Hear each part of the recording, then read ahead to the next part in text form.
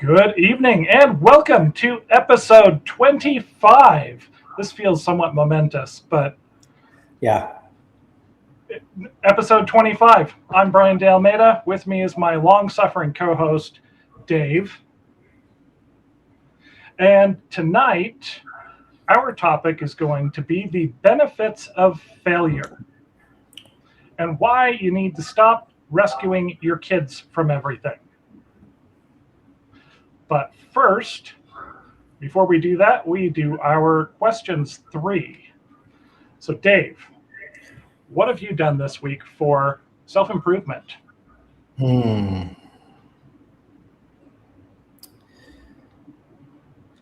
That's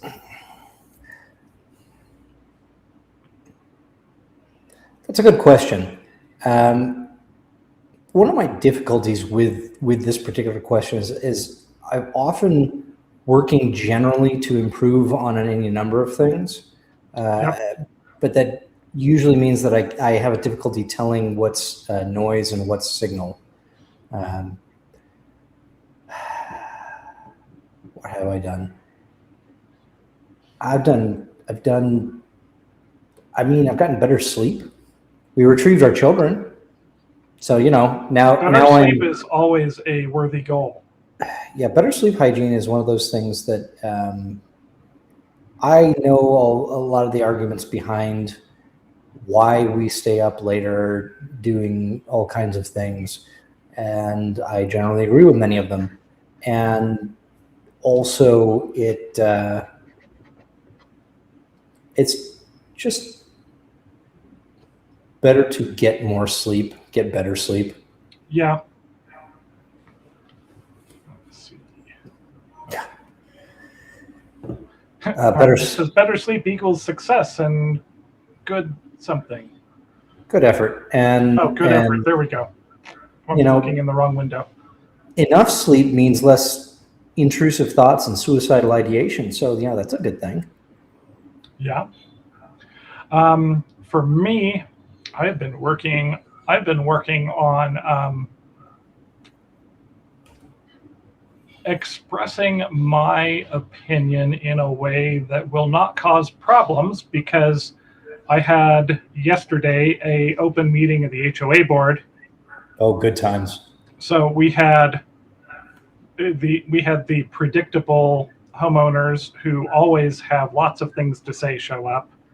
And, I am one of the youngest homeowners in this community of 86 homes at 43 years old. So we have a lot of people who are in their 70s who have very strong opinions, such as that we need to be actively finding every single person in this community in Salt Lake City in the worst recorded drought in history for having brown spots in their lawns in August, where we've been consistently breaking 100 degrees almost every day.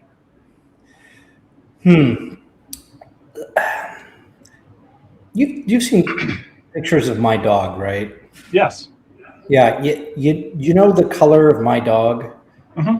We like to say that most of the year, at least certainly all of the summer, we have a grass-colored dog, because that's the color of our lawn. And for those who are unfamiliar with my 90-pound mogul rug of Love Me, she is very sweet and very large and a really kind of a tan. She's the color of straw. She's the color of straw, or dry grass, which is what we have right now. Yes. Well, we're in the middle. We're in a desert in the middle of a drought, and yeah. So I had to work on preparing responses that were not. Are you fucking kidding me? That was bad, and they should feel bad. Yeah, and I had to prepare responses because I had to work on proposals for a landscaping project for a little bit of common area that that people demand, but they're also going to have to pay for, which upsets them for some reason. And I had to prepare for criticisms of the amount of time that went into that, because I went the initial estimates and bids I got for this project were like $55,000 to $55,000, and I was like, that's ridiculous. And through doing research, talking with a whole lot of vendors, and kind of picking and choosing who we have do what phase of the project, I got the total price down to $25,000. I've clocked 44 inches on that. My standard rate for project management is $95 an hour. Yeah. So I'm a little over I'm right about $5,000 in billable time on this project that I've done for free. Yep. And I actually had somebody say, well, I wish there had been some more care put together in putting together these proposals. And my friend who's on the board with me turns and says, Brian, do you want to handle this? I said, yeah. And so let me explain to you what went into this. Mm-hmm. And I would appreciate that if you still think that not enough effort was put into that you keep your opinion to yourself. Mm-hmm. I said, or if you want to sit here and actively criticize everything about it, then you can start fucking paying my hourly rate. There you go. She went, you charge $95 an hour. I said, yeah, and that's cheap. I said, for a professional project manager? For a professional project manager, that's unbelievably inexpensive. I was like, I'm over a full week of work on this in the last 6 months. Oh, I didn't know it was. I was like, yeah, because I could have just called and gotten 3 bids and been like, hey guys, it's going to be $50,000. Instead, I actually did the thing that I do, and have the cost of it to get the exact same result. Mm-hmm. So, kindly, shut up. Yeah. Which I was more diplomatic than that, but I've sorry, but I have had to work on not just losing my shit with these idiot boomers who expect that because the houses are now pushing $1 million in value because Salt Lake real estate is inflated and the dollar lost 30% of its value in the last 5 years, that they can have a $1 million looking neighborhood while still paying $100 per year in HOA dues. No. No, people, you want that landscaping to reflect that you're going to have to pay more. Yep. And they want everything, and they're very opposed to having to shell out any extra money for it. I could make several pithy comments here, but we're not talking politics. No. So I have been working on being more diplomatic and stopping that instant, hey, you know what, go fuck yourself reaction. Yeah, it's good to have the skills to and ruthlessness to tell somebody to go pound sand, and it's also good to have the skills and the willingness to do it in such a way that they thank you for the experience. Yes, which they did. It just takes effort, and I'd rather just speak straight to people, but that hurts their feelings. It's true. But yeah, Harriman says, would you kindly remove thine head from thine posterior and understand that we're not in the 1970s anymore, you old bitch? Yeah. Well, these houses were built between 1990 and 1992. So I'm dealing with people who were my age when they bought these houses when they were built. Mm-hmm. And somehow think that after 35 years and still keeping all the brass hardware and the orange oak cabinets and everything, that they have $1 million house, which they don't. But see, I like brass, and I'm not even that upset by oak, although the orange is a little. That 90s orange red oak is terrible.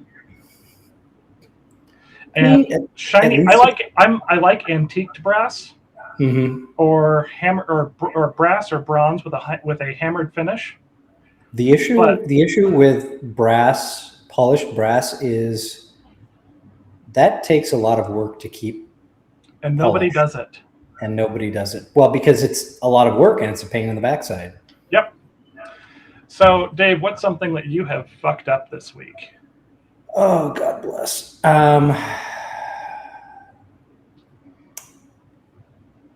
Well, I don't have a functioning range yet, but that's almost certainly a technical issue. I have the receptacle that's wired in, although I'm going to have to unwire it and check the connections again. But more specifically, I have been having a series of conversations with my eldest that I don't know if they're leading to anything useful, because we finally started to get somewhere this morning after his mother left for work, where he thinks that being rude to his parents is a thing that he can do because, well, I'm not feeling happy, and I don't want to be nice, and I want to be upset, and you're rude to me. And I said, well, let's talk about that. How are we being rude? Well, I don't know.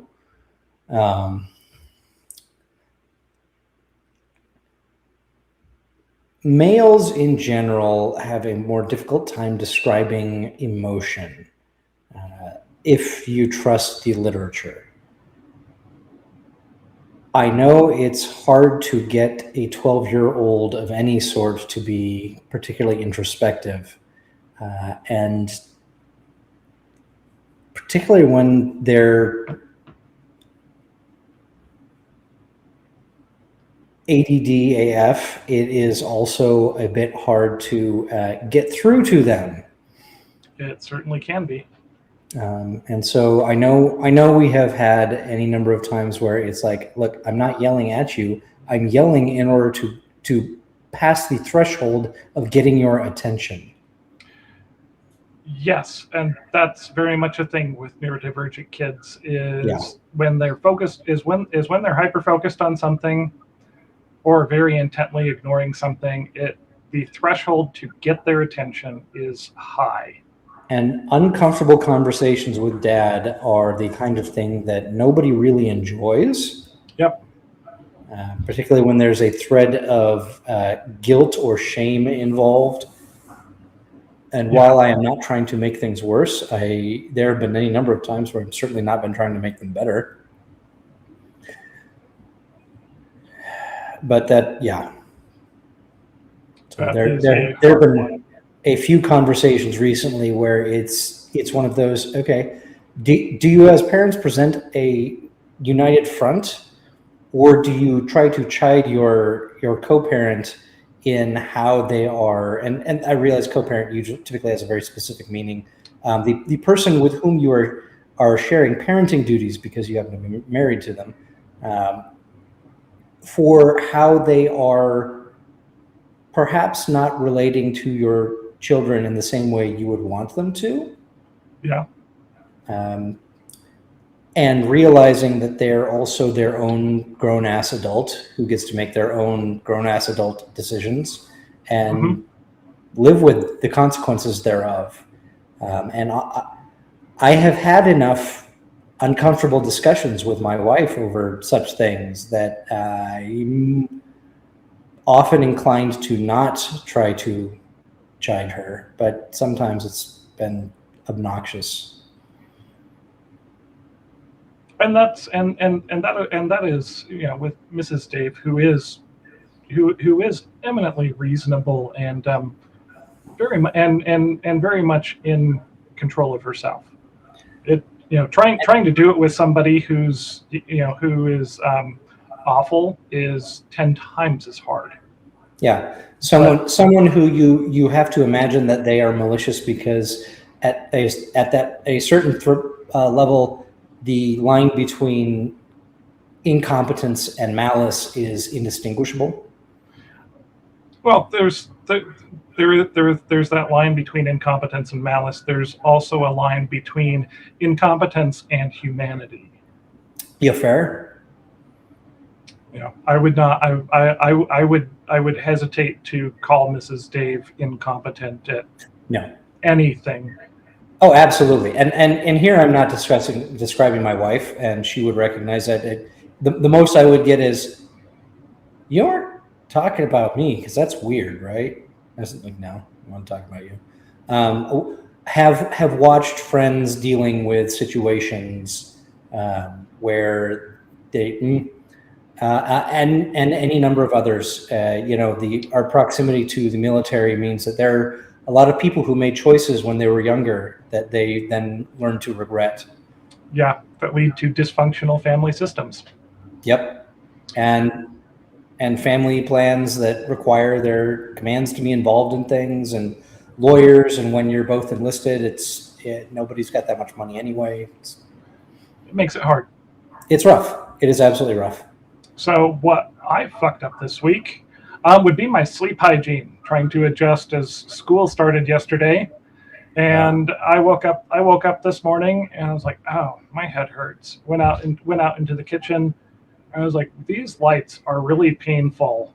Oh, I was like, that sounds like a migraine. I was like, oh yeah, great. So got everybody off to school, popped some meds, and ended up having to go take like a 3-hour nap to deal with the migraine, because I have to get up earlier than I have been during the summer, and that means I need to go to bed earlier, and that's hard. Yes, yeah, it is, and I forget that is a thing that is having to happen sometimes. Yeah, and especially because the point at which everybody else is asleep is probably my favorite time of the day, because it's quiet and my brain can finally do its thing, finish a sentence, without interruption. So what's something you did well? Oh gosh. Well, I mean, that is, I did have that discussion with my eldest, a conversation about, hey, what's going on here, dude? Because look, I don't want to be, I'm not going to pound on you. You and I don't do that, except, because as much as dads and sons tend to do so in a mock gladiatorial manner. Sparring. Yeah, sparring. Sparring is different from beating your child. Right. In fact, typically I will take far more hits in sparring than I would anything else. But regardless, sitting there going, dude, what is going on here? Why does this seem to? Why do you feel like this is an okay thing? You say, well, I have an answer after a little bit of coaxing and coaching, and I've got an answer, but I don't think you're going to like it. It's like, I don't care if I like it. I just need you to have an answer. I need you to know what you're feeling and thinking on things. Mm-hmm. I can't help you if you're just sitting there going, oh, I don't know. I don't know. I only laugh because I'm on teenager number 5. Yeah. So you not your first rodeo by any stretch of the imagination. And oh yes, I know that. I don't know. Why are you asking? You're so annoying. Shut up. Leave me alone. I would say haven't gotten there yet. So he's only 12. Yeah, I know. I've got like 13 is going to be a magical year, I'm sure. One of the downsides of your kids being comfortable in your presence and in your house is that they are quite free with their opinions, and sometimes you'd rather that you didn't have to hear all of them. Oh my gosh. But that is far better than like the house where I grew up, where I knew that my thoughts and opinions and feelings were not welcome and would only result in punishment. So I just learned to lock everything down and never express anything. Yeah. But we actually managed to work through that. I mean, he's like, well, the upshot was, he didn't say so in so many words, but he thinks it's partly hormonal. I was like, well, no, ding, ding, ding, ding. No shit, Sherlock. But that's pretty good introspection for a 12-year-old. And then I can provide the rejoinder of, yeah, and I get that because I've been there. But at the same time, you're still responsible for the choices you make and the actions you take, right? And it's like, oh, yeah, okay. and figuring out how to do things in our family in such a way that he has better ways of expressing his frustration than flat denial or defiance. Because I'm okay talking him around with that, but Petty Officer Pasco is distinctly less good with such behaviors, shockingly. Yes.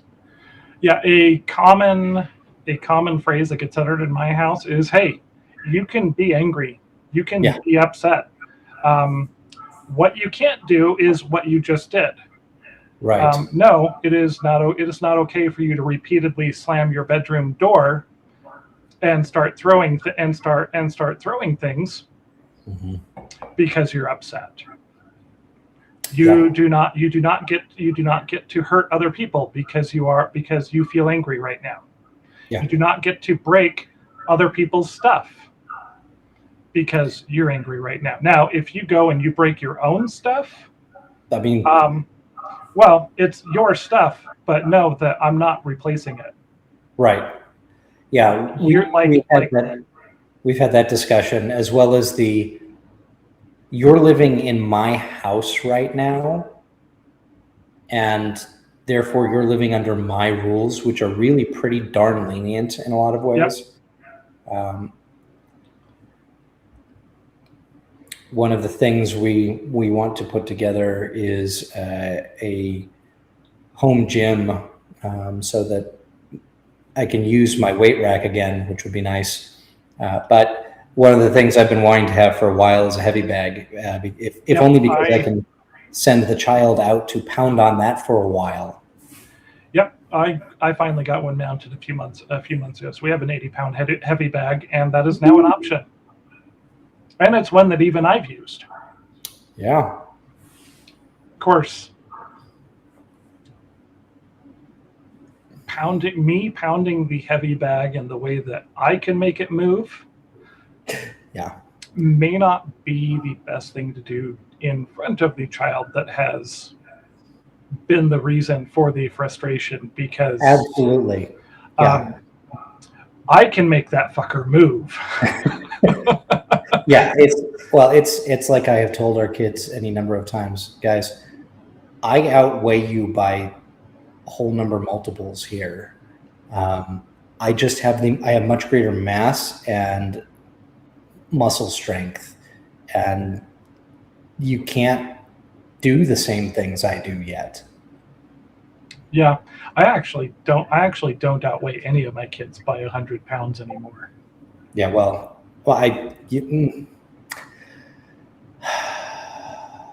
again, mine are older. Yours are older, and Kampfschweg. Yes, okay. For those of you who don't know, Kampfschweg is the German word that translates as battle dwarf, which is one of the things I used to tease Dave, because he's like 5'7". He's not actually that short, but I'm for a while I was at the bottom end of average, and then after a few years, the average height got moved back up because people were eating better, and yeah. So for something I did well. Shoot, what was it? Oh, I had an interaction with my in-laws' neighbors today. So I had to go over to the lot and and go cut down all the weeds, because we haven't broken ground yet. We just submitted the building permits. So hopefully breaking ground in 4 to 5 weeks. Yeah. But I had to go over there, and I had to go I put up some signs: no trespassing, no dumping, because I found somebody has been dumping fill on their building lot. not a lot, probably 2 or 3 yards. And whoever did it used a bobcat to smooth it all out and make it look like they didn't dump. I'm amused by that. I was like, okay, let's put up some signs, and the contractor's going to put up some gates. Yeah. But the next door neighbor came out and wanted to talk to me, and because I guess they met my in-laws when they were in town, and so I talked with them, and she has 3 little boys who are 2, 4, and 6. Oh. She says, "Oh, I saw those people. I thought you guys were starting construction." It's like, nope, that was not us. Because my boys are really excited to see the house go up. Oh yeah. And I was like, well, I'm going to be walking the site at least once a week. If I happen to come by after the workers have left, would it be weird if I knocked on your door to walk your boys around the construction site and show them what's going on and answer questions? She was like, no, that would be amazing.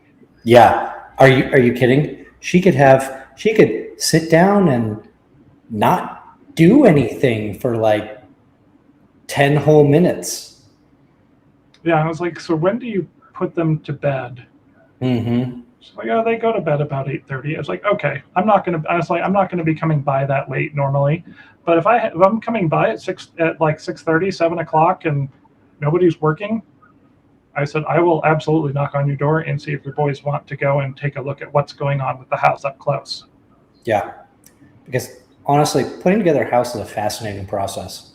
Oh, it is, and for little boys. I mean,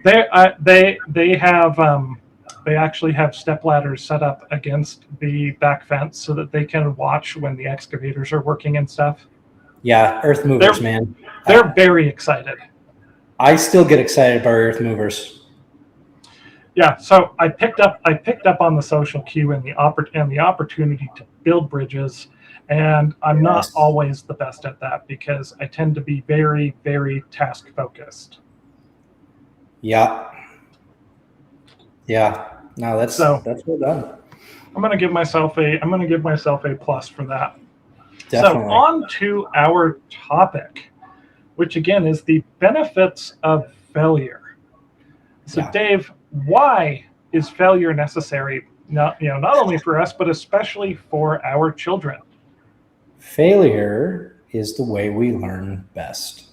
Humans depend on adversity to grow. In the same way that a hothouse flower can basically wilt overnight when it's put outside in the wrong conditions, which is for a greenhouse is going to be most conditions, most places. Yeah. You need to be your kids. You want your kids to be dandelions, not hothouse orchids. Yes. Yeah. The term that gets used in psychology a lot is distress tolerance. Yes. And you have to work at helping your children build their distress tolerance, because doing something poorly, failing to meet expectations, does not feel good. No. And our natural inclination, it's the response. You touch the hot stove, you pull your hand away. Our natural inclination is to go, oh, that is unpleasant. I don't want to do that again. Right. And what happens when somebody as a child constantly has that impulse indulged? They can't deal with challenge. Yes. They cannot deal with distress. Mm-hmm.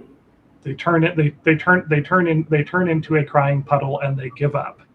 Yep. Or they demand that, or they sit there and throw a tantrum and demand that the world accommodate them because they should not have to feel distress. Right. Yes. And Harriman says, part of that is getting kids outside and exposed to life itself, and also both giving them things to try while encouraging them through frustration so they learn to persevere. Yep. Exactly. That is, I did a Substack post a while back, doing the hard things. Yes.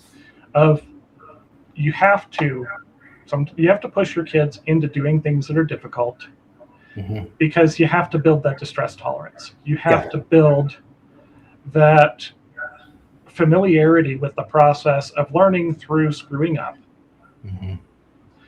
And if you don't, your children don't function when you release them out into the world. And that's how you end up with basement gremlins who don't feel like they need to get a job and are offended by the notion that you expect them to be doing something with their life and to make some sort of contribution to the house. Like, if you're living here, sorry, you're still going to be assigned chores. Don't care if you're 20 years old. And if you're living under my roof when you're 20, we're going to be talking about rent. Not me. Outside of specific circumstances. If it's because you're going to school and at a local institution, awesome. That's your rent. If it's because you don't feel like getting a job, well, that's going to be a little bit harder sell. Yeah, I mean, this has been the discussion with my kids, especially as I have one who's now out in the world and two who finish high school, who just started their senior year of high school. Is you have a room here, you can stay here. The expectation is that you are doing something with yourself. Yes. That you are actively engaged in building a career, building towards self-sufficiency, going to school. I mean, as it stands right now, of my three daughters, one will be going to community college, the other is building a dog training business, and the other is working on her tattoo artist apprenticeship and is a ski and snowboard and BMX and skateboard and mountain biking and trampoline and parkour instructor. Seriously, one of the coolest people I know. Dude, she is. It is really awesome when your kid who's now an adult and has moved out is actually somebody that you want to spend time with. Right. And if they want to spend time with you, then I call that a significant measure of success. Absolutely. But one of the things Harriman pointed out there is encouraging them through frustration, because there is a difference between productive struggle and absolute chaos. Right. I'm sure you knew kids who you went to school with that their home life was absolute chaos. Parents were absent or active negative influences who did not help provide structure. Just do whatever. Parents were generally pretty screwed up themselves, and they were just kind of left to fend for themselves with zero support, which meant they struggled with everything. But part of that learning process there is you need time to be able to decompress and to do the after action review. Yes. Let me just borrow the term from the military because it's the best one. Yep. Okay, what did we learn from this? Yeah. What did we screw up? What did we get wrong? How do we not get that wrong again? What did we do well? What can we do next time? Yeah. What can we train? What do we do right that was accidental? What do we do right that was intentional? How do we better build those habits and systems so that we're doing more things better than we were previously? Exactly. If they're just thrown into pure chaos and never get a chance to breathe, what they do is they develop a whole bunch of really unhealthy coping mechanisms that if or when they get themselves into a more stable position in life, they then get to spend the next 20 years trying to unravel those. Yep. I might know a thing or two about that. Yeah, fair.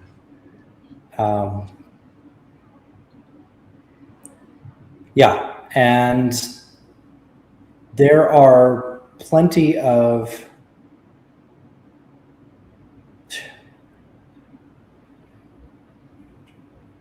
oh God bless. Herman says, zero parental presence? I know that as Gen X parenting done by boomers. Doting and favoritism / making one child the golden child is also a hazard in parenting. Yeah, I saw that too, where there was one kid who received all the attention, all the support because they were the good child, and the others were, well, you disappoint me. And that's tough. I was the easy kid. My parents basically knew that the worst I was going to get up to was staying up too late to read the novels I'd picked up at the library. Whereas my younger sister was a lot harder to deal with at certain points in our growing up time. And how do you not appreciate that dichotomy in certain ways? And frankly, it often really wasn't fair to her because she was, and not because my parents were particularly favoritist on in regards to how they treated us, so much as the rest of the world was. It's hard not to feel crappy about yourself when your older sibling is clearly plenty intelligent, and that is made known by, like, everybody in a small town knows them and that they are. And yeah, and when you have teachers go, I remember, why aren't you more like your brother? I hope none of my teachers did that to her. I really do. They probably did, at least once, somebody. You know, she was also way more popular than I was, so I kind of feel like it evens out, that there's some evening out, but that may just be a certain amount of the grass is greener feel. I have no idea, but it's, yeah, that. Yeah, and Hardiman hits it again. It hurts from both ends of the golden child and scapegoat dynamic. If you're the golden child, the only expectation you have is living up to the parents' vision of who you are to them, which, if you are like one of my siblings who was the golden child but was too independent-minded to just follow along with the program mom and dad had decided was best for you, Oh yeah, that induces a whole bunch of stress. Yeah, well, there's certainly going to be a transitional period of, well, now you're the black sheep suddenly, except we can't let your older brother not be the black sheep too. How do we deal with this? I was less of a black sheep during that period because I just had two adorable children. Yeah. Yes, producing grandchildren first is in less functional households is an amazing way to suddenly become well regarded. Yeah, well, it didn't last. Clearly. Because I'm bad inherently.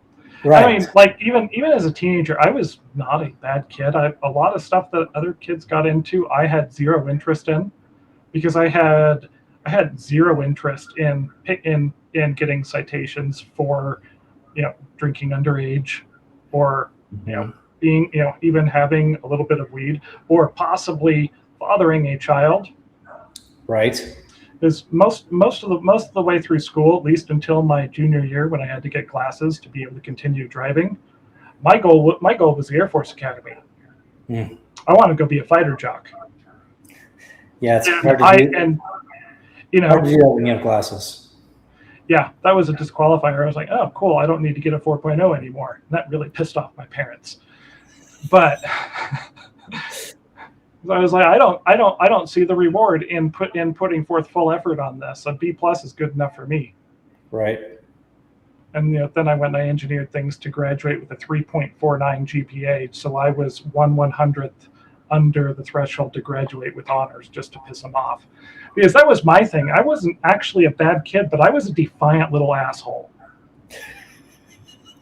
And I will own that. I mean, really, you could stick my picture next to the definition of oppositional defiance disorder.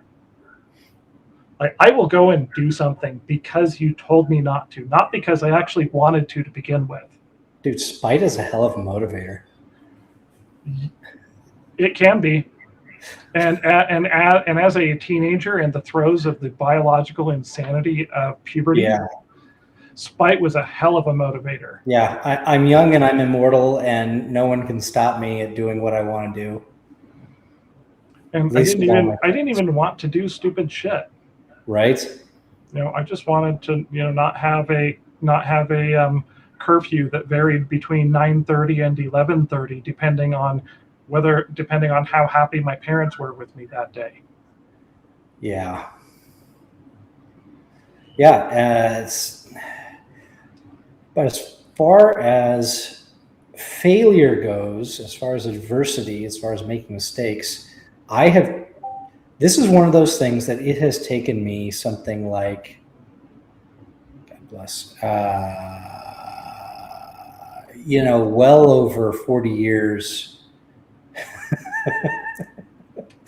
Oh, goodness. Harvin says, you have no idea how hard it is to not be 1,000% sarcastic about oppositional defiance disorder right now. Which actually I had to check with my wife. It is in the DSM-5 still. It is. Yeah, it is. As far as making mistakes, I have spent the vast preponderance of my life trying to convince myself that mistakes are not moral failures. Because it's very easy for me to get things right, and always has been. But it's harder to do things that involve risk, that involve potential conflict. Risk to your ego. Yeah, dude, ego risk is hard, especially when you're a smart kid or a gifted child growing up. Former gifted child.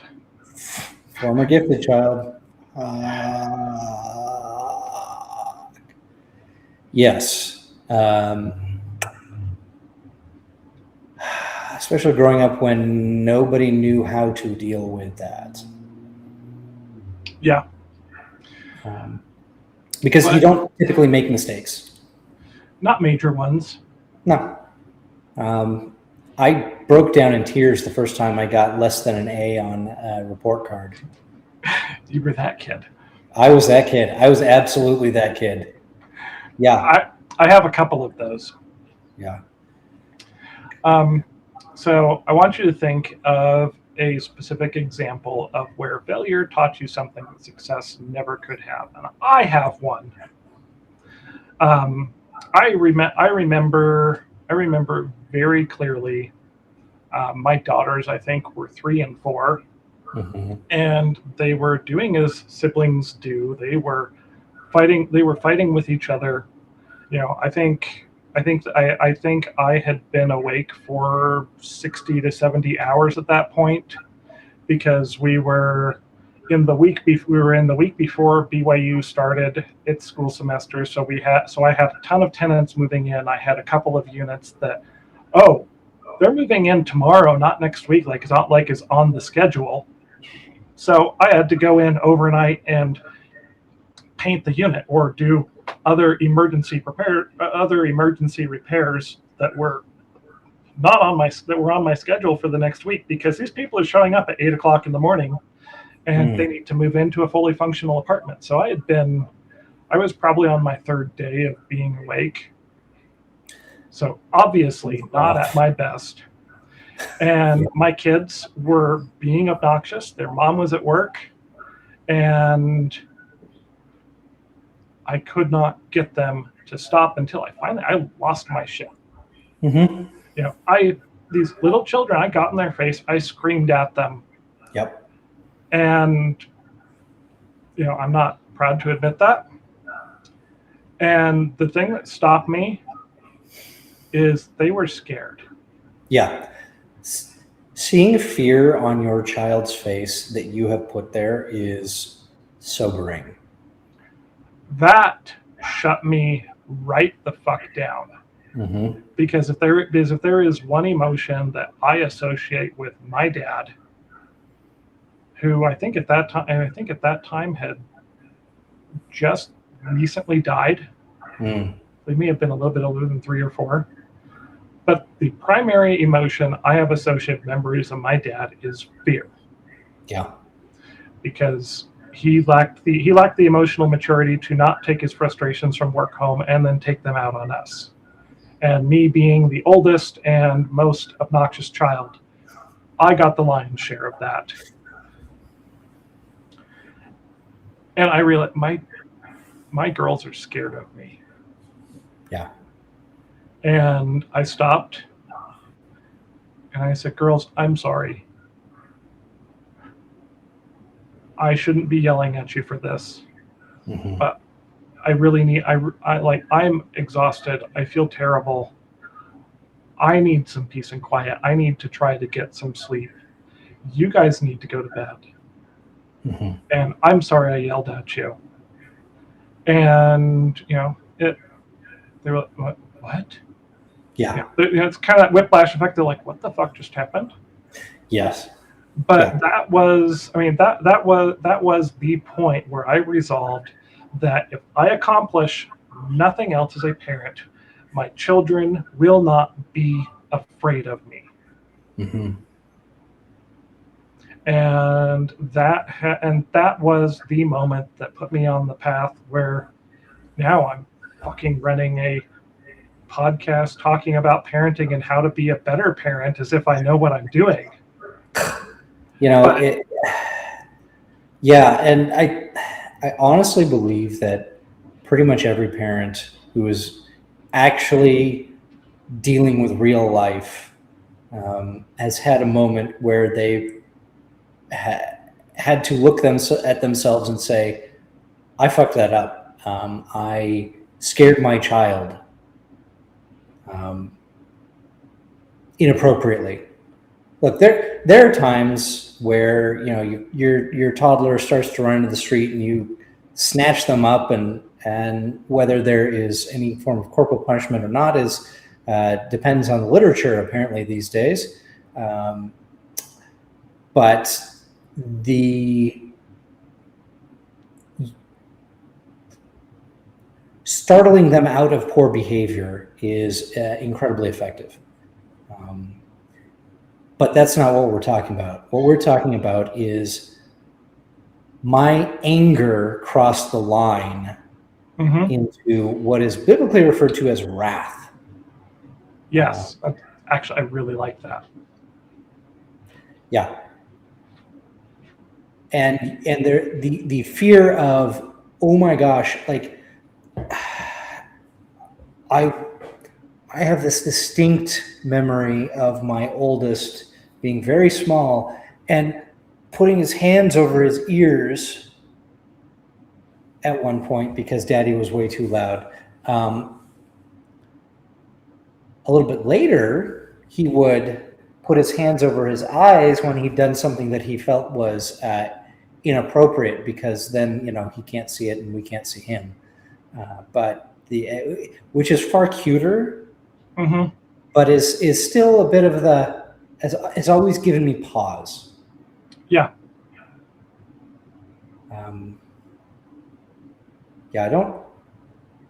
I don't like having been that guy. No. I if I look at things objectively and I look at how I'm able to relate, particularly with my 2 biological daughters, fortunately, my stepkids really didn't get really never have been exposed to that side of me because I had learned to do better by then. Yeah. At least certainly not to that degree.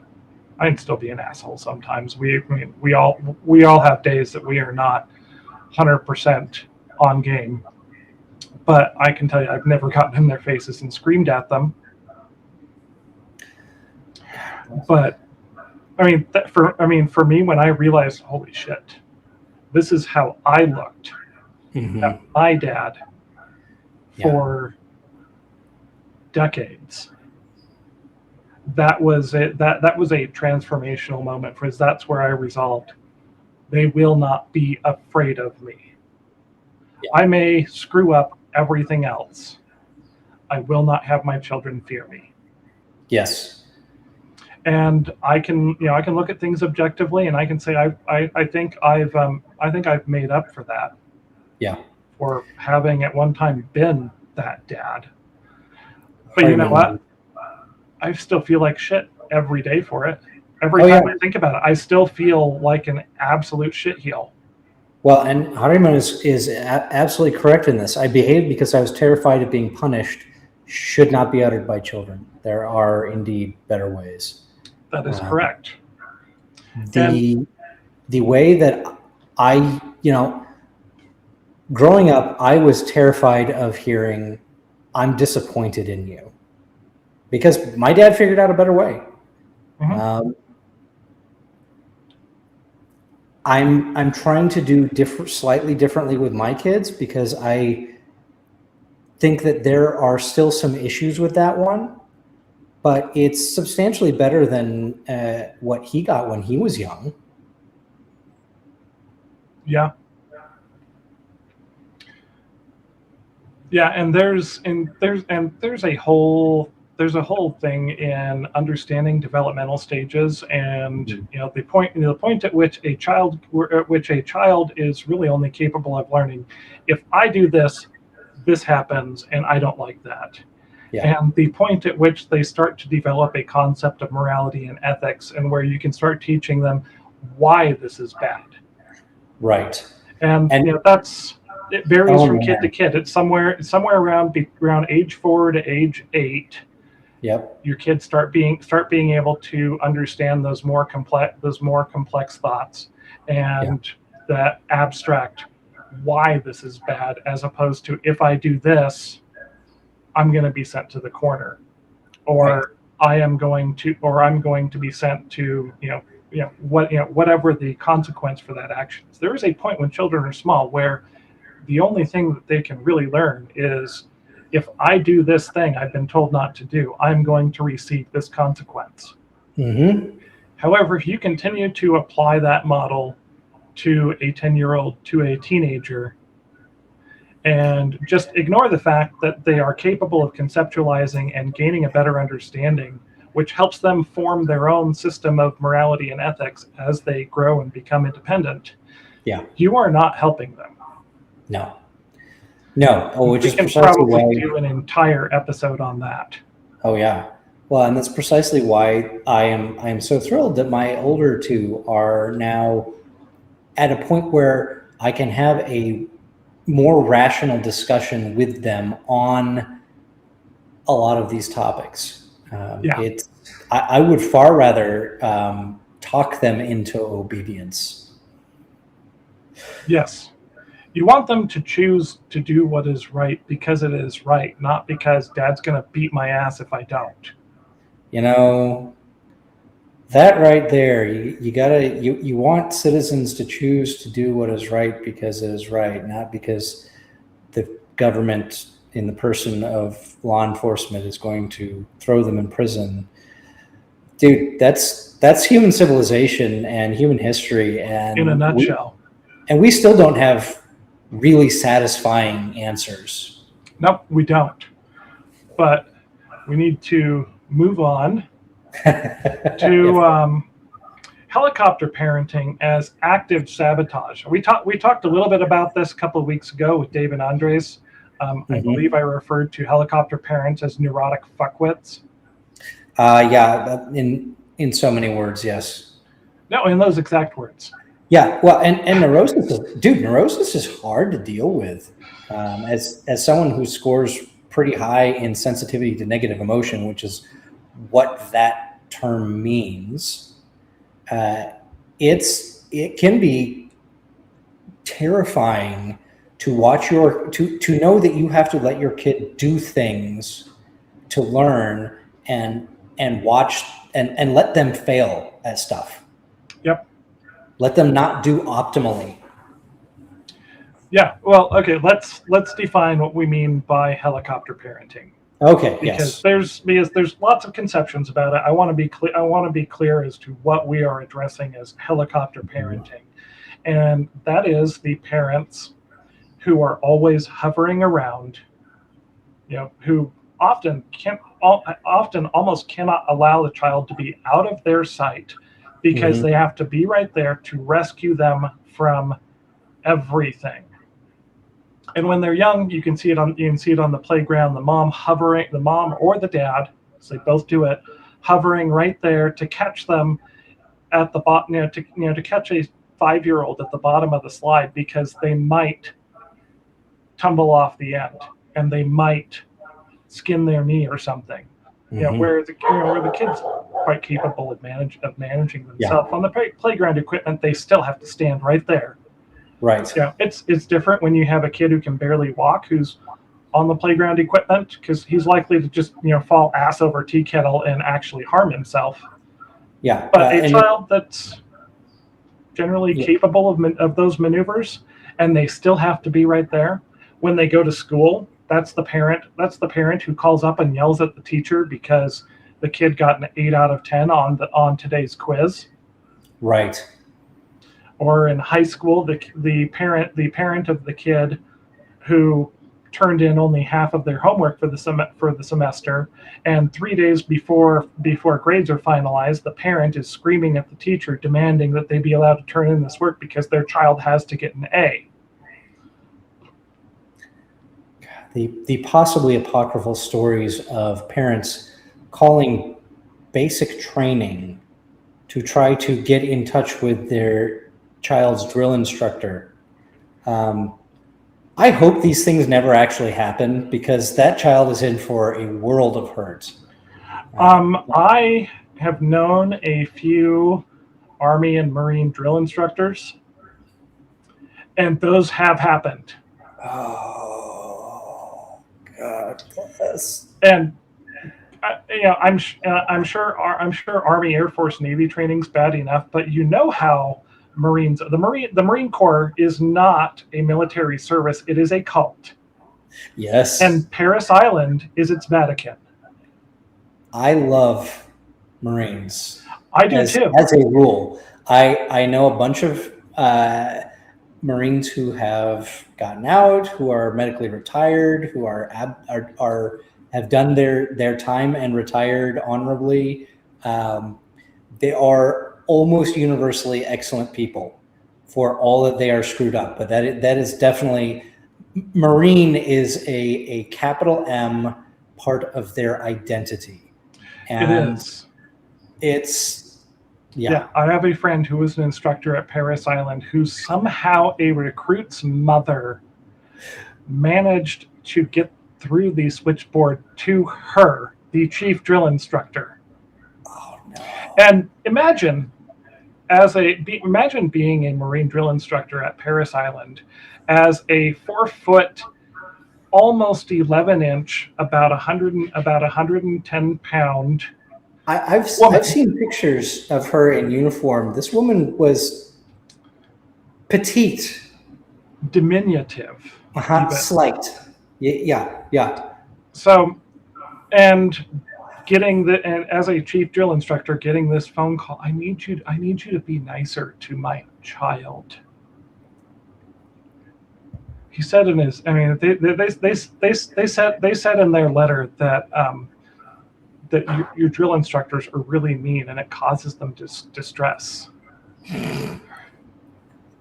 Yes. Especially at Paris Island, that ensures that recruit is selected to ensure that they are toughened up because they obviously need it. Yeah. If they're going to look, the fastest way to get out of basic training, to get out of boot camp, is graduation. Yes. I can't speak from experience. Having been through it, it's the fastest way to do it. There were guys there who I encountered who had been at recruit training command for nearly a year for an 8-week course. Medical hold will do it. Okay. Anything related to psych stuff, but you could be incompetent enough or bad enough at things, at Very getting with the basic program things. to have to start over, and that just means you're there getting yelled at longer. Look, it's all a mind game. Just suck it up and do the thing. Get through with it. Yes. Oh my But God. I mean, we see the results of this kind of helicopter parenting all over our social media feeds. Oh yeah. Yeah. Oh, The it's all in the news. the pejorative that gets mostly thrown around, although I think it's falling out of style, is snowflake. These kids who literally cannot handle somebody having or voicing an opinion different from their own, to the point that they are throwing tantrums because somebody is allowed on campus who disagrees with them. Yeah.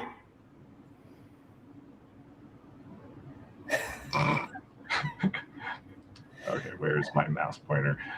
Yeah, Harriman says, recruit Candy ass, your mother is on the phone right now. You are going to do push-ups until her stupid dies and call out those numbers so she can hear what her call has caused. That would... Yeah.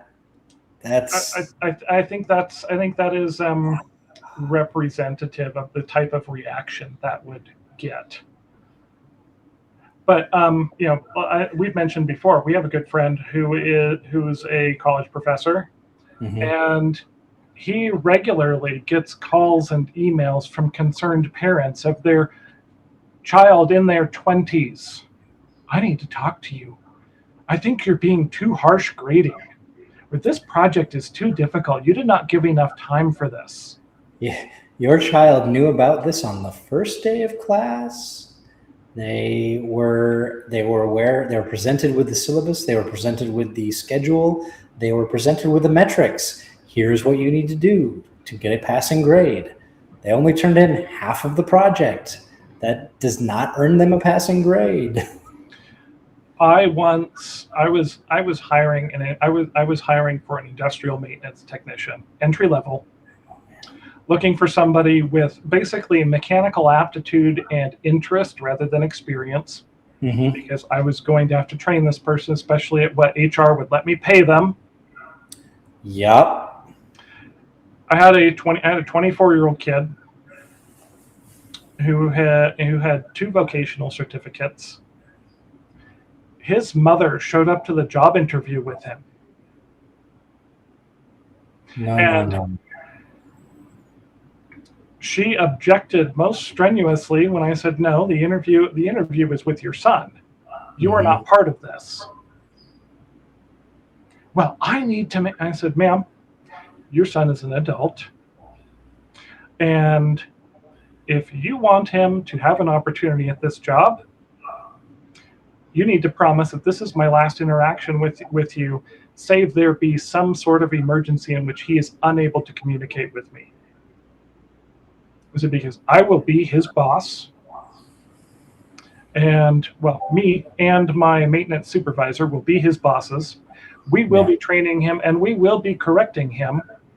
And I am legally prohibited from having those discussions with another party because he is a legal adult. Yeah. He said, you are not part of this interview, and you will not communicate with me further should he be hired unless it is an emergency in which he is unable to communicate. And she said, well, we are leaving. I said, okay. Okay. Don't let the door hit you on the ass on the way out. Right. I mean, I've heard of this happening in 20 years of hiring and firing people. I had it happen once. See, that's comedy sketch. It is, but it happens in real life. And we see it. And let's talk about the psychology behind this, because really, The issue here is the parent's unmanaged anxiety. Yes. Now, having anxiety about your child and their success and whether or not they're going to be treated fairly and whether or not they're going to be emotionally or physically harmed is valid. Every single one of us have to do. I mean, you send a kid to public school. You are sending them into an environment where emotional torture is a rite of passage, at least in junior high. I mean, you are putting them in an environment where, actually, it's the environment where they are most likely to have a number of quite terrible things possibly happen to them. Having anxiety about that is normal. Yeah. Let's be honest. It is completely normal to have anxiety about letting your child into the world and allowing them to be in situations where they can be harmed. Yep. If you express that anxiety by attempting to control every aspect of their environment and immediately swooping in to rescue the child from every possibility of experiencing harm or failure, you are sabotaging your child's future because you are creating a person who is unable to develop an independent identity and who is unable to endure normal amounts of distress. They have to be able to resolve issues on their own. And that means they're going to screw up. Mm-hmm. At least a few times, probably more than that. I mean, if they're anything resembling normal, they're going to screw up a whole bunch. Yeah. Generally in small ways that are pretty easily manageable. Yeah. But and there have been times where I've dealt with a teacher who was manifestly dealing with my child unfairly. Mm-hmm. And I've called them out on that. And I think once I sent a letter to an employer reminding them that they were in clear violation of the state's child labor statutes, and that as the legal guardian of my child,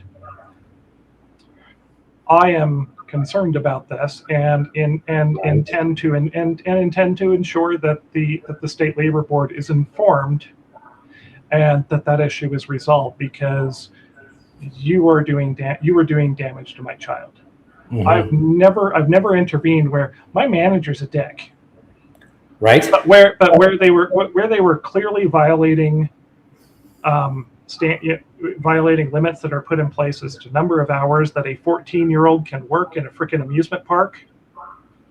I did in that one case say, hey, you guys are way the hell out of line with law here, and you need to fix it, and I'm going to go to the appropriate regulatory body to ensure that it is.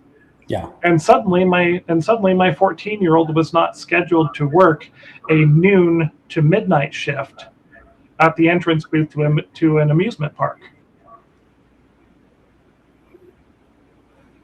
Okay, yeah, that's like that was egregious. That's crazy. Mm-hmm.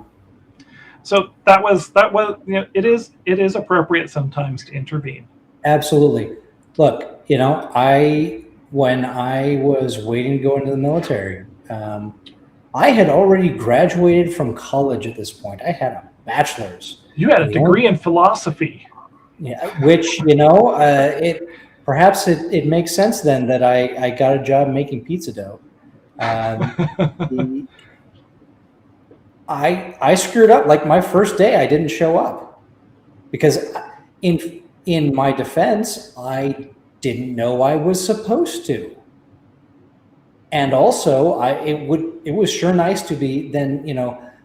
I got to spend a really uncomfortable morning with the manager of that particular franchise, who was quite obviously pissed at me for not being there and forcing a bunch of extra hours of work on him that I got to help him do. On the other hand, I was never late for a shift after that. You learned. I got really lucky. There it would have been no skin off his nose to just drop my ass. Get you didn't show up for your first day of work. Fuck off. Yeah. That's valid. Yeah. And at the same time, when I was about ready to ship off, and I was like, "Hey, Gary, I'm out of here in my ship date is less than such." He's like, "Dude, if by any chance you are not doing that, let me know. I'm gonna put you through management training." Yeah. And Harmon points out another side of this. Helicopter parenting is also a failure of the mother or father to understand their child must grow into an adult who can live on their own. Yeah. And that's something we've discussed before, because what is our goal in raising children? Is it to have perfectly obedient children that we can show off at church at how well spoken and polite they are and how impeccably dressed they are? Oh, goodness. Not precisely. What is your actual goal for your impudent 12-year-old son, Dave? My goal for him is that he can eventually support himself by holding down a job or starting a business and learning through how to make money by making lots of mistakes and not making money, to the point where I don't have to worry about his next meal because he's worrying about his next meal. Like, Yeah. I eventually would like grandchildren. I don't want my children to grow up in so dysfunctional that my grandchildren end up little monsters. Yep. I mean, the way that I described it to my oldest daughter's therapist, and we finally found her a good one. Yeah. She was like, "What is your goal here? Beyond getting her to survive through the high school years, because that was not certain." She was my daughter was seriously not doing well at all. Yeah. And my response was, I want her to grow into a happy, healthy, independent adult. Yeah. And I think a lot of people, in expressing their own anxiety over their kids and how they're going to turn out and how they reflect on the parent, because the parent is functionally not emotionally mature. Mm-hmm. So they don't have a stable concept of self themselves is one of the underlying things here. But they go through expressing all their anxiety over their child by rescuing them from everything and always being there, and they do not create adults who are capable of managing themselves.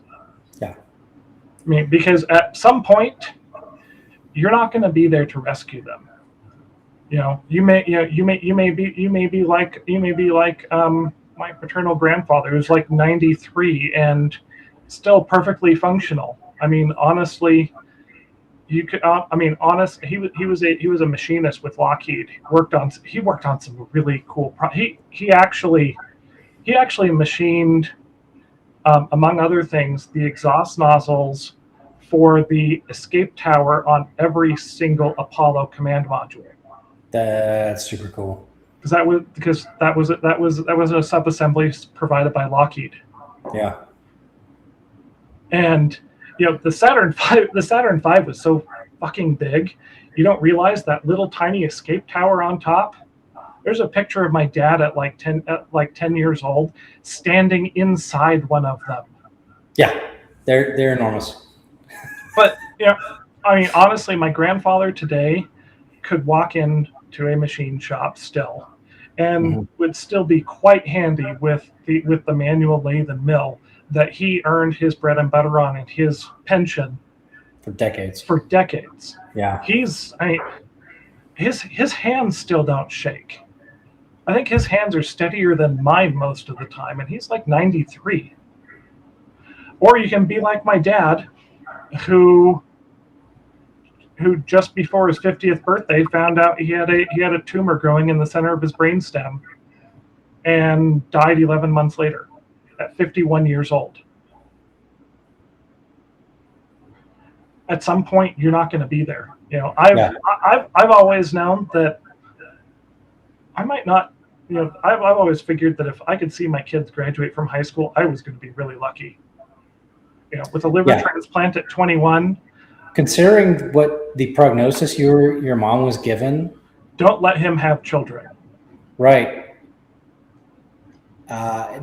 Dude, you've beaten all the odds at this point.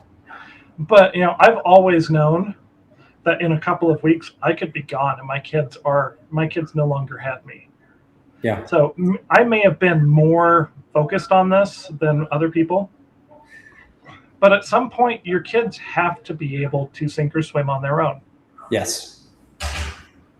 You're not always going to be there. You can't rescue them, because what you turn them into is incompetent, non-functional adults who end up as long-term dependents on you, or you end up like a friend of mine who last week I went over to sign papers as the witness that she had served eviction papers to her adult son, who's refusing to participate, to help in the household in any way, or get a job, or do anything to push himself forward. Mm-hmm. Which there are a whole bunch of mitigating factors that were in place when that particular child was an adolescent. But also, his older sister has turned out quite well. Yeah. But you don't want to set up the conditions for you to have to do that. Absolutely. If your child makes choices on their own, I have a cousin who engaged in a lot of risky and poor behaviors for a lot of reasons, and he's had a rough time, and he's getting his life back on track, and actually at the point of where he's doing pretty darn well right now. But his parents went through some rough moments, several rough years where he just didn't want to have anything to do with them. Yeah. I know somebody who's very smart.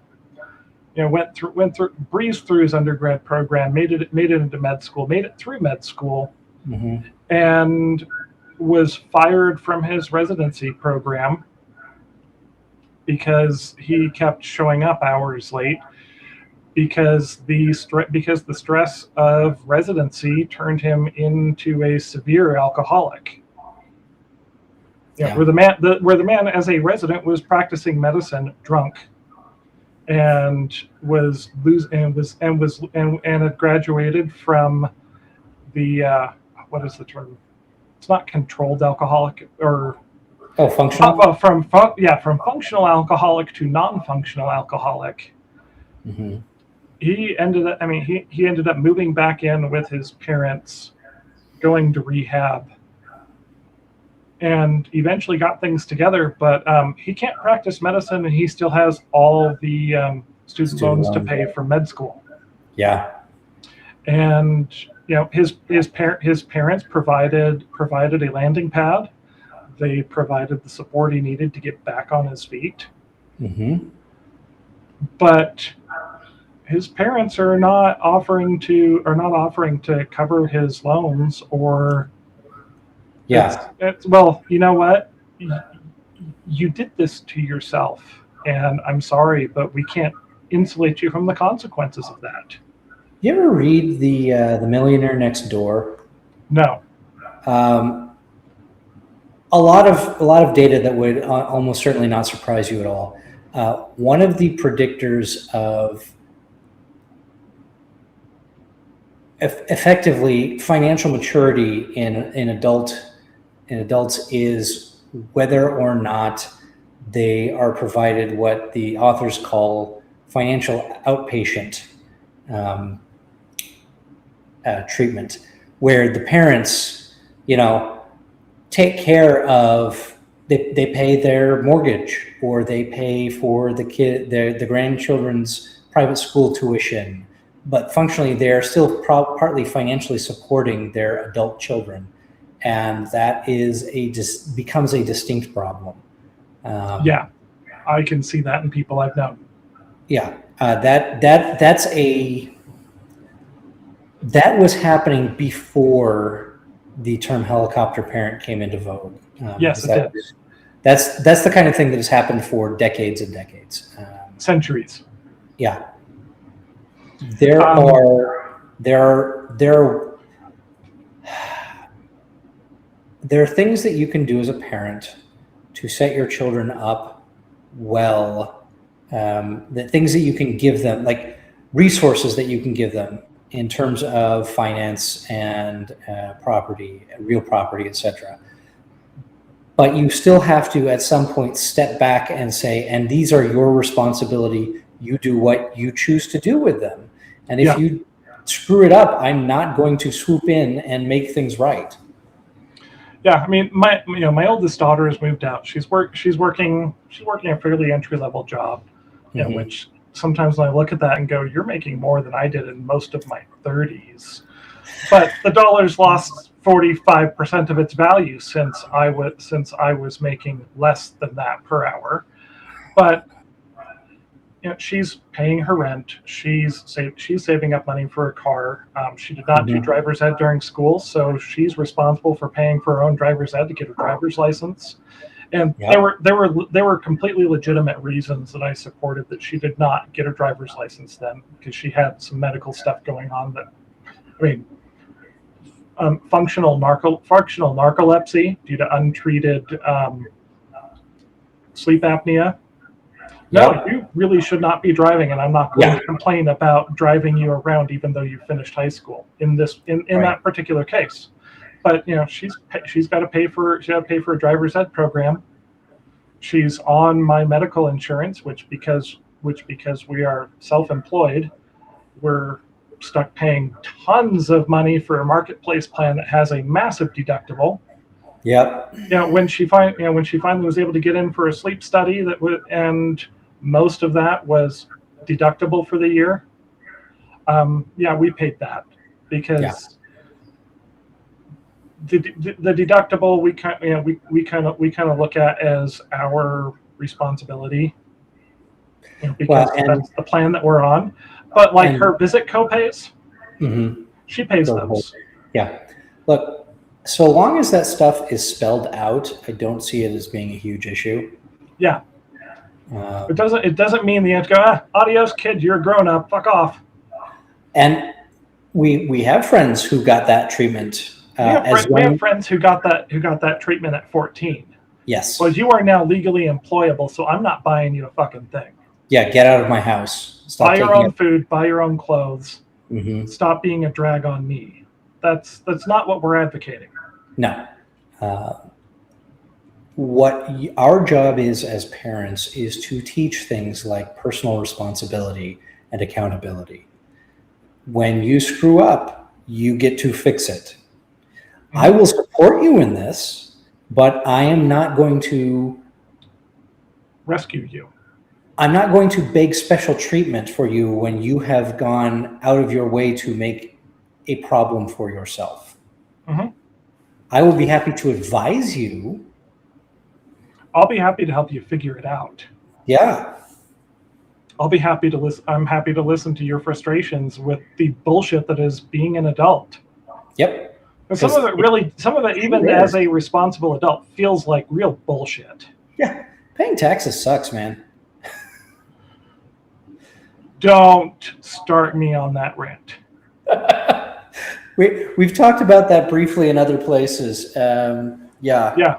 But I mean, when your kid starts making something approaching grown-up money, and they see that they just had 28% whacked off of their income, they're like, "This is bullshit. This is a quarter of what I made." You're damn right. You're right. It is. Absolutely correct. You know what's fun? If you want to start your own business at some point, you're going to have to pay even more. Yeah. Or if against all odds you manage to become financially successful, just wait. Yeah. Just wait until you realize that you're paying more in income taxes every month than your fucking mortgage. Yep. That was an eye opener, and perfectly honest, that was a great problem to have. Right. Absolutely. But still, it was holy fuck. Mm-hmm. This is bullshit. Yeah. Look, having to take time off of work to go down to renew your driver's license and end up standing in line for 3 or 4 hours. Yes, that's bullshit. That's bullshit. Yeah, so you can commiserate with them. Yeah, absolutely. You can help them figure out. You can give them the benefit of your experience without rescuing them from everything that is distressful. Which it takes discipline on your part to be able to sit there with your kid when they're upset and they're enduring, sometimes just normal bullshit of life. Sometimes the consequences of their own choices. Yeah. Without just rescuing them because you want to, because you've been there. It feels shitty. Look, I don't like levying consequences on my children because they have made poor choices. Yes, I hate it, and I have to make myself do it because it's how they learn.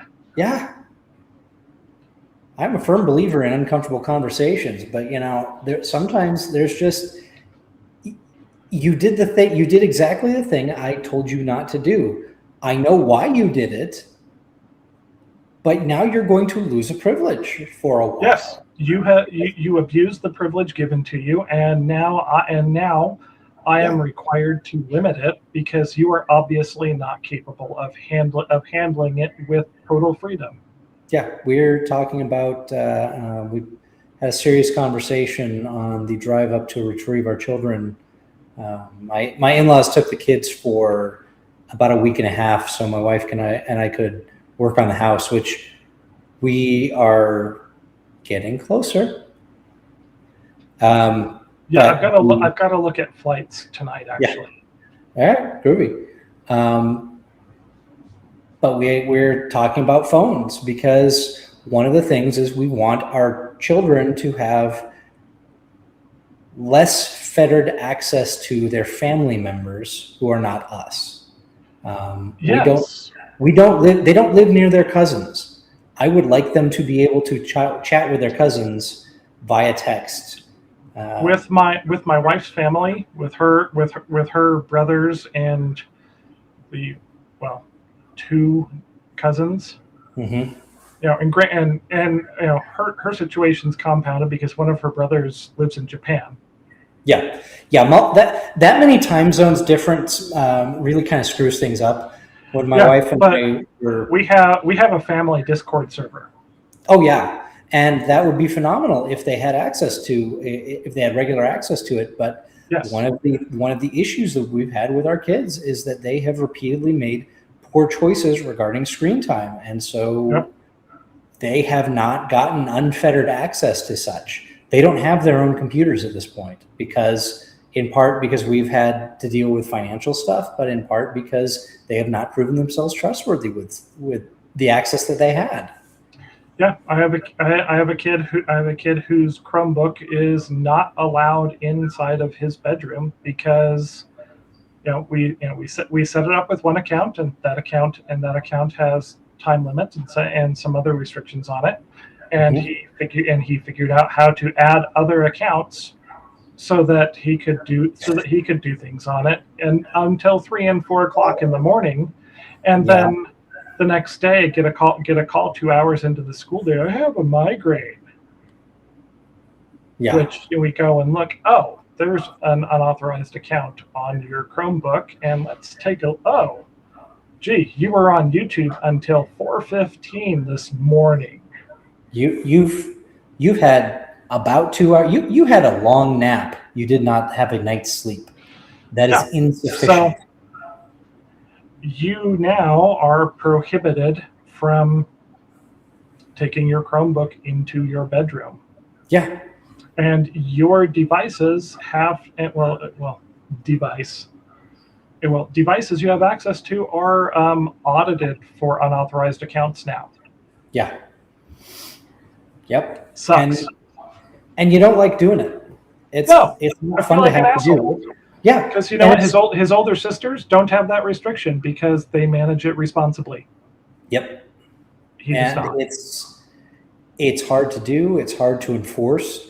Dude, one of the reasons I hate having to do that is because I forget what I'm supposed to not let them do. Yeah, because I've you're focused on other shit.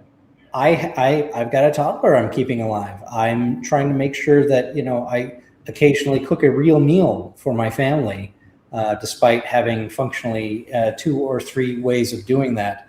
I've got home repairs I'm still doing. Yep. And in addition to that, even if everything was perfect, I would still forget because my brain is funky. I mean, I forget those things. Yeah. I forget the things that I need to remind all the children because none of them have well. My children are all challenged my children and my spouse are all challenged in the arena of executive dysfunction. Yeah. Whereas I built a career out of aggressive executive function. I have all honesty. My best man is one of those guys, and has spent his entire adult life making things happen. It's just it's alternately inspiring and depressing as hell. Yeah. But yeah, some people are gifted in those ways. I'm not one. Even I forget, sometimes forget the things that I need to stay on top of people on because I'm focused on my own fucking tasks. Yeah. I have a list of projects that I am trying to get done basically every day. Every single day. And I can lock into that and be very tunnel visioned and forget, I need to make sure this child has actually done his homework by going and checking that it was turned in. Especially when you're short on sleep or have not been eating well. You mean when we're just living on absurd amounts of caffeine? Look, caffeine and spite. That's my entire adult life. Caffeine and spite are great motivators, and when you're in your 20s, when you're in your 40s, you gotta be a little more careful. I saw recently, total sidebar, the American Heart Association has revised its recommendations that adults can safely handle regular intake of up to 400 milligrams of caffeine per day. Huh. And I went, huh. Well, I don't hit triple that very often. I hit double that quite often. How much caffeine is in a Monster? 150 milligrams. Sheet. Bang and Rain are 300 milligrams. Rockstar is 200. Celsius is 200. What's Echelon do? 300. Yeah. A 12-ounce cup of coffee is about 100, I think. Cool. So a 16-ounce should be about 150. I believe 120. I believe about 130, 140, something like that. I can make that a lot stronger because I brew it myself. I mean, my idea of morning coffee is 32 ounces. Yeah. I'll have to remember that. Yeah, according to the American Heart Association, I only double their recommendation most days. I'm also a chronic insomniac, and I seem to make it work. And fortunately, I'm in a position where on the occasional days where I have seriously not gotten enough sleep and it is affecting my well-being, I can generally hit pause and at least take a nap. And occasionally, go to bed early. Be like, look, I'm sorry, I need to check out. Let's see. I need to catch up on comments here because Harman said earlier, rite of passage. Learning your money isn't yours when you get a paycheck. Yep. Oh, God. And he says, I can't drink caffeine because I have no tolerance anymore. If I don't drink it first thing in the morning, I'm up all night and then some because I don't feel tired. Dude, you can't do caffeine. You're allergic to alcohol. Like, I'm lost, dude. Yeah, how do you engage in constructive vice? Like this is Says, I also don't smoke. I'm pretty much teetotal, so I take life sober. Heaven help me, I take life sober. I believe that in common parlance now, which is an interesting etymological thing of how meanings of things drift over time, is referred to as raw dogging life. yeah, that's a weird. Because we grew up with that having a different, well, a very different and much more explicit meaning. Yeah, Like yeah. I see how it evolved. I I'm know still where really that has come from I'm because still really uncomfortable when I have some teenager be like, I'm just raw dogging shit today. I'm like, well, I don't. You keep using that word. I don't think it means what you think it means. exactly. God bless. Yeah. I honestly, I don't engage in that much creative vice, constructive vice, but the coffee thing is. I've been drinking. I was one of those guys who was Raw dogging yes, life. This is why fair, I don't like slang. Yeah, fair. try having teenagers in your Oh house, my dude. gosh, man. No, okay. I remember being a teenager and having all kinds of slang that my parents didn't get. I'm pretty sure that they did similar things growing up. I am not that surprised that there's slang I don't get. The astonishing thing is the granularity of it. That there's stuff that like you can hear it and bring it up to a teenager and they just look blankly at you like I have never heard that term before in my life. And other times you hear them say something and you go, I know the origin of that. It was fucking Homestar Runner. And they're Yes. like, What are you talking about? what? And somebody a little while back actually brought back the Homestar Runner website. So then, of Yes. course, I'd introduce my teenagers to it, and they're like, "This is what the dumb. internet was like when I was a baby." Oh my gosh. Yes.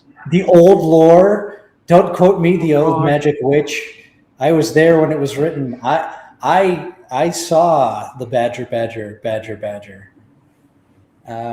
You know some of that stuff. I remember. I remember the early Foamy the Squirrel videos.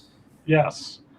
Hell, one of my daughters thought she was being edgy in embroidering Nyan Cat onto the pocket of her jeans. That's We're like, adorable. when the fuck was this edgy? She's like, no, No. it's like this really old thing. I'm like, oh my god, child, what? You absolute fetus. Oh my gosh. I have used that for yes. I can has cheeseburger. Dude, older than cheeseburger. I can has bucket. Yes. And when your kids use that and think they're being clever, you're just like,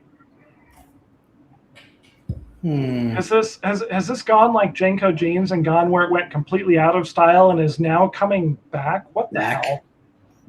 Saw the remote shoppers at the grocery store in their ultra wide leg low rise jeans, and just kind of went. Did we have to come back around to that? I will admit to being a massive fan of low rise jeans, just because I'm a huge fan of the female form. And that's fair. Imprinted on Gwen Stefani in the late 90s. Also fair. Like, I see this and I'm like, is this a good time to be a teenage boy again? I don't know, man. I don't know. The answer is no, but I'm seeing I see the occasional glimmer of hope that I'm like, you might get a piece of what I grew up with, and I'm happy for you. The one that kills me is hearing Stone Temple Pilots and Pearl Jam on the classic rock station. This is one of the reasons I avoid broadcast radio. Also because Clear Channel destroyed the entire fucking industry. Oh, it's great. None of the local channels all the local channels are local channels. They're not Clear Channel at all. Really? Well, last time I perused any radio stations, we don't have any of those in Salt Lake except for the classical music channel that is operated by BYU. Yeah. Yeah. Which, so let's make sure we're talking about applicability of this notion of graduated failure and age appropriate failure, allowing it, because school is the easy one. Yeah. Parents, all of you, your child's GPA is not their social credit score. It's true. If your obsession is that your child gets a 4.0 so they can get into a good college, you're fucking wrong. Yeah. Look, the crazy part is if they're not legacy to Harvard or Yale or such, they're probably not getting into what you would consider a good school. And that doesn't matter.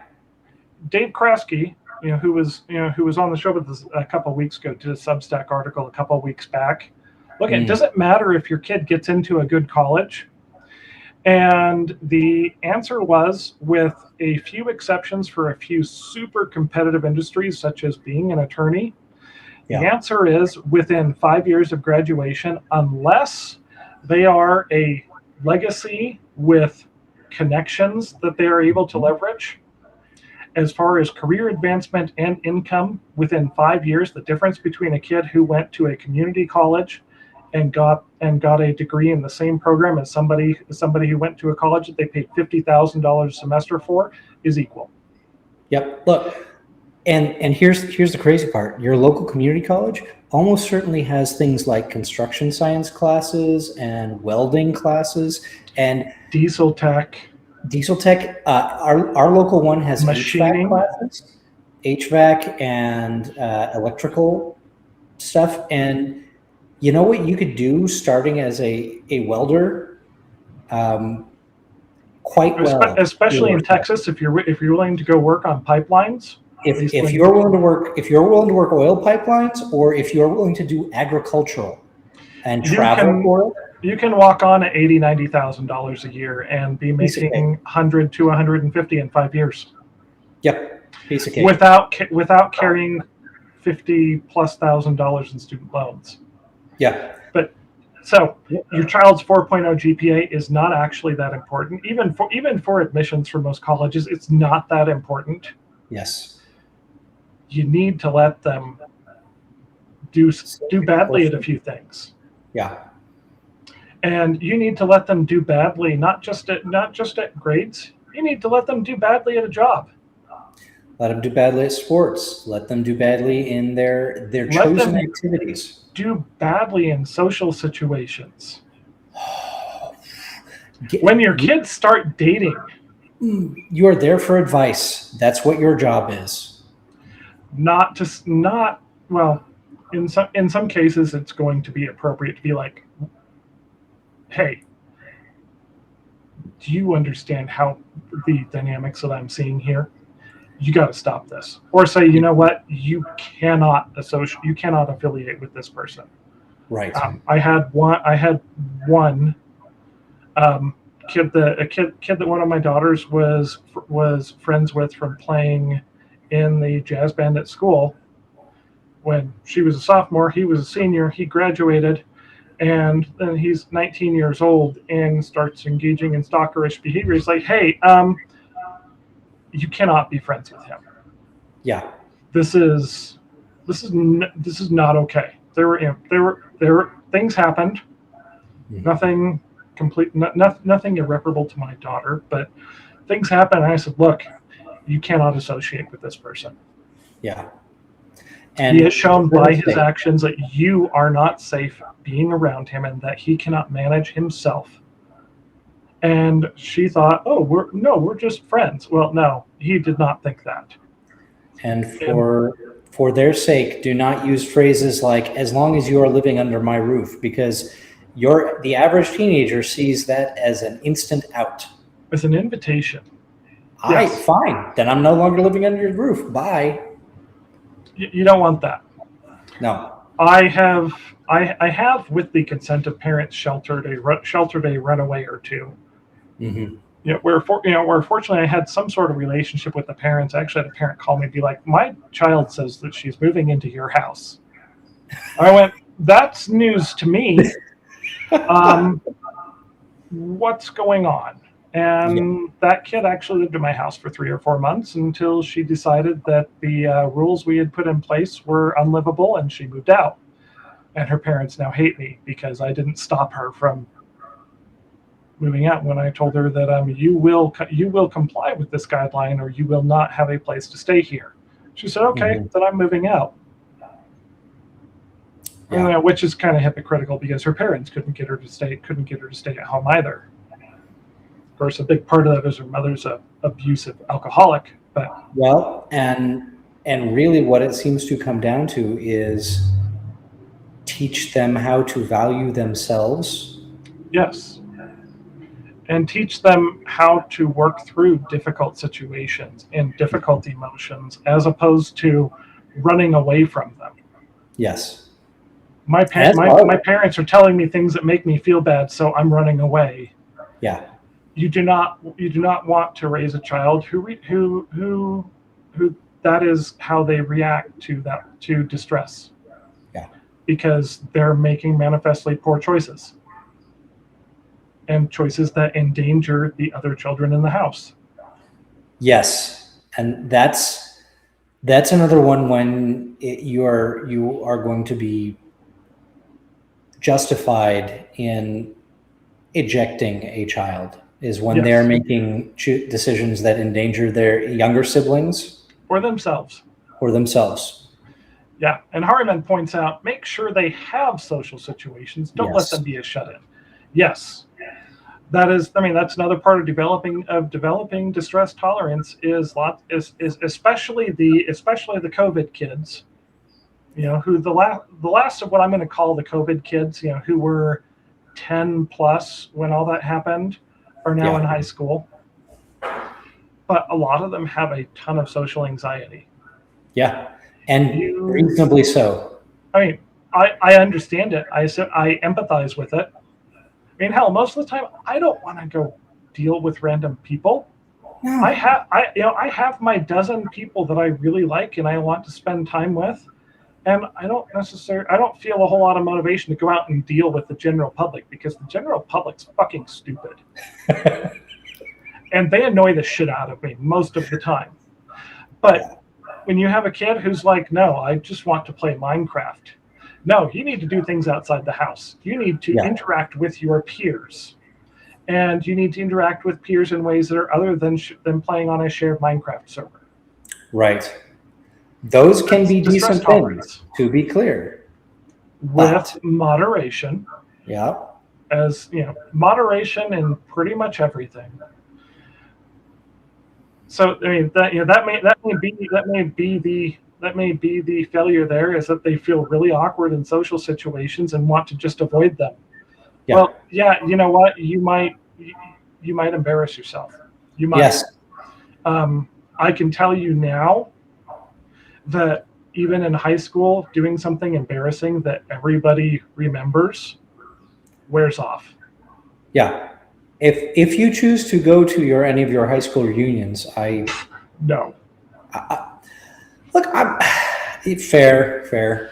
I I am curious, I but hate that I've never so been in a much. position to say I hated middle school. High school was less bad, but if you choose to go, people will probably remember that, but they're going to remember it fondly. Yes, And frankly, your kids don't know how their peers actually view them. no, they don't. They generally have a really warped perception of how everybody sees them. Yeah. Often the kid who's like, everybody hates me. No. No, actually, that is not the case. Yeah. Most of the ones who are aware of you think fairly well of you. Yep. And the vast majority of people don't know you exist. Yes. And that's true of most people.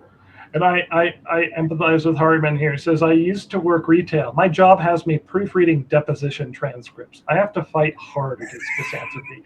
Dude, if I were involved in the legal system on a regular basis, there is no question I would be an unapologetic, angry, and loud misanthrope.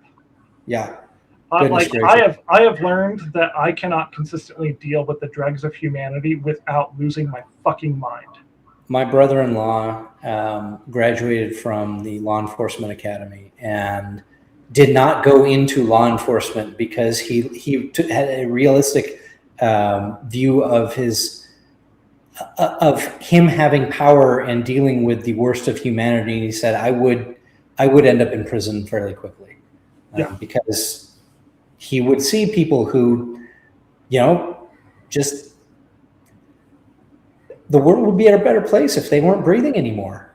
Yes, there are some people who, if put in that position, would attempt to become the Punisher. Yeah. And that's not a healthy place for you. No.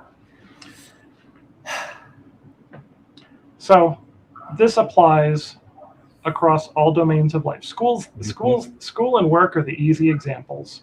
There are lots and lots of other situations where you need to allow your child to be uncomfortable. You need to let them fuck things up, and then you help them pick up the pieces.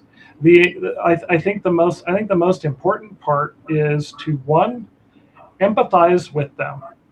Yeah. I understand why you're pissed off by this. I understand why this makes you feel really sad. I understand why you're embarrassed. Yeah. You can even, as is age appropriate, relay similar experiences that happened to you. Yes. I understand this really sucks.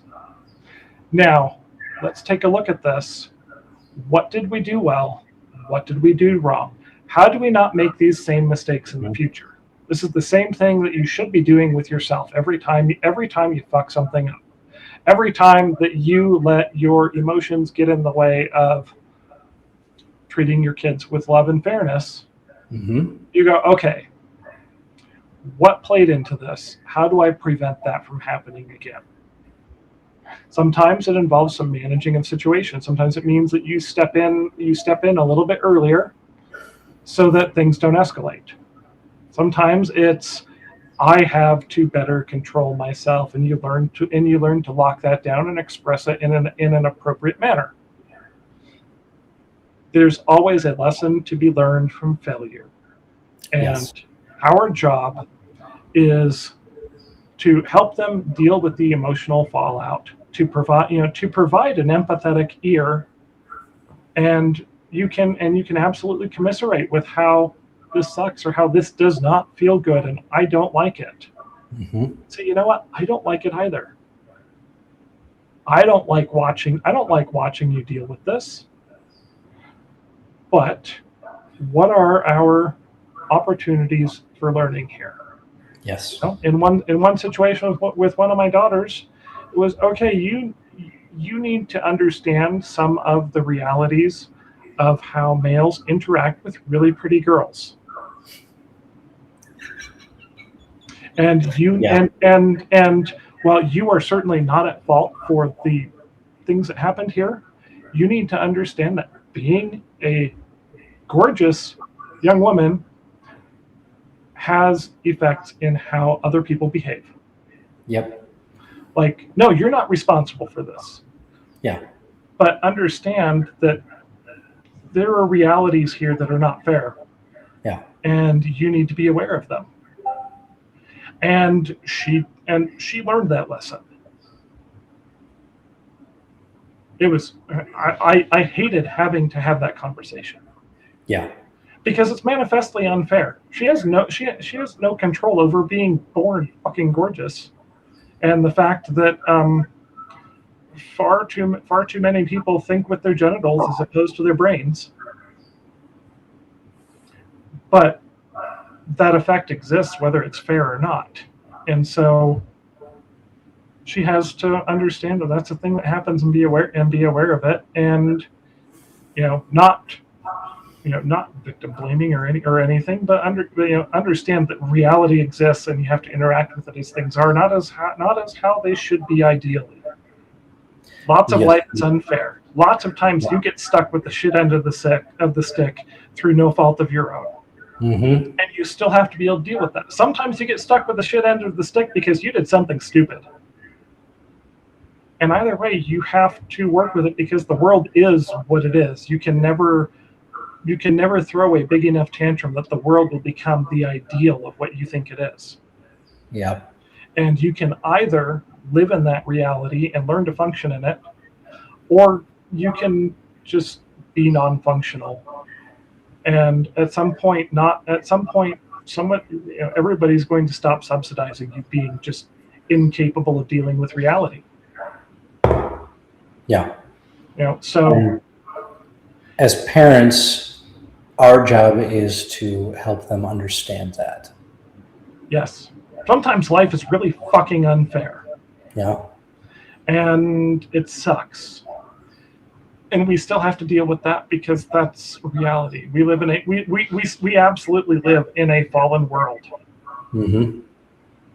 And things don't work how they should. Yeah. And things are not fair. And it sucks. But failure and discomfort are not your enemy. They are the tools through which your children learn to be functional adults. And they are the tools that they learn to be functional adults most quickly. Look, yes. If you are a former gifted child, then you know of what I speak when I say being really good at things while you're growing up can be detrimental to your progress later. It can be, because you don't learn what it feels like to get it wrong. Yeah, until you're making mistakes that definitely affect your future. Yes. When you're the kid who can sit there in class and read a novel and then pass the test anyways with a 97, mm-hmm. Sometimes adulthood reaches up and smacks you across the face, and you go, "What the fuck was that?" Yep. Endeavor to not let your child become that person. Let them experience failure in manageable circumstances. Yes. That are age appropriate. Yep. And help them build that distress tolerance, because ultimately that is what will, honestly, and speaking as somebody who's hired and fired hundreds of people, the capacity for handling distress and to be able to learn from your mistakes is the biggest indicator of somebody's success as an adult. And by success, I mean being functional and independent, not necessarily wealthy. There's a whole lot of things that play into that, but being functional and independent and capable of managing oneself comes as a result of tolerance for distress and the ability to learn when things go wrong. And as Harriman says here, your teachers are wrong about the world being nice and friendly. I'm sorry, I had to realize that too. And I'm telling you now because you're not ready, but I want you to be more ready than I was. And that is the point, is we are giving them a better start than we may have had. And that is success as a parent. Yes. If your child is better prepared for adulthood, for managing themselves than you were, that means that they are not going to make the same mistakes you did. Yep. And if they have the ability to make mistakes, learn from them, and move on, if they have the ability to deal with the fact that the world is really fucking unfair sometimes, they will be okay. Yeah. Whether you are there to help them or whether you die before they really blossom in adulthood, which sounds like a really depressing way to end it, but that's kind of been my mindset for a long time. I had to be prepared to die in a few weeks at any time. Yeah, and that comes down to a. I'm always wary of saying things like "live in the moment," but There's some validity to it. Carpe diem. Seize the day. Don't say I'm going to do this piece later. You may not get later. You may not. It is unsure. Yeah. And so, guys, that is going to be it for the benefits of failure. I'm glad that we divided our potential topic into 2 shows, because we're going to do a whole corollary to this that we would not have kept it to the time limit. So if you are finding value in our discussions, please like, follow, subscribe on Instagram, Facebook, YouTube, Substack. We've got good articles coming out on Substack. Show up for the live stream and participate in the comments. We'd love to have more than one. We'd love to have more than one person in the comments. Not that we don't love Harriman and his insights. Absolutely. We'd love to have more. So with that, guys, I am going to pull up our disclaimer, and we're going to put this one to bed. All right, that is it for tonight's episode. Thank you for joining us. Quick reminder, all opinions expressed here are solely those of the individual speakers, hosts, and guests alike, and do not represent the views of any affiliated person, organization, company, sponsor, or other entity. This show is provided for entertainment purposes only. Nothing discussed is professional advice of any kind. Always consult a qualified professional and use your own best judgment before acting on anything we've talked about. Again, thank you for joining us, and we'll catch you on the next episode.